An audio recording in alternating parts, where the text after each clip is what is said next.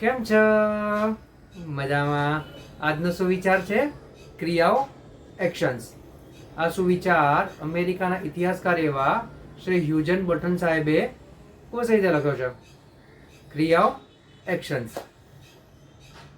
કબૂલાત વગરનો પસ્તાવો તે માત્ર દેખાડા કરવા સમાન છે.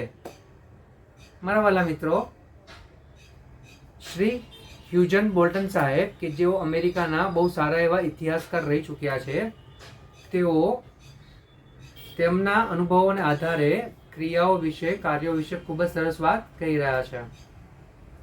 આપણે જ્યારે આપણું કોઈ કામ કરતા હોઈએ અને તે કામ કરવામાં આપણાથી કોઈ ભૂલ થાય તો તરત જ તેની કબૂલાત કરીને તેનો પસ્તાવો કરવો જોઈએ.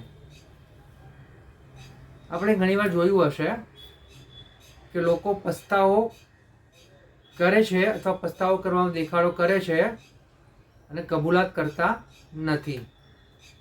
તો આવો જે પસ્તાવો છે માત્ર ને માત્ર દેખાડો જ રહી જાય છે અને એ ભૂલ કરવા માટે આપણને પ્રેરે છે.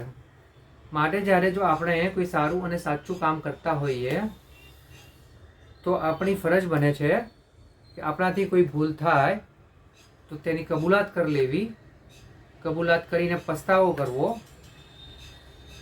તો જ એવું થશે કે આપણે આગળ જતાં તે ભૂલ નહીં કરીએ.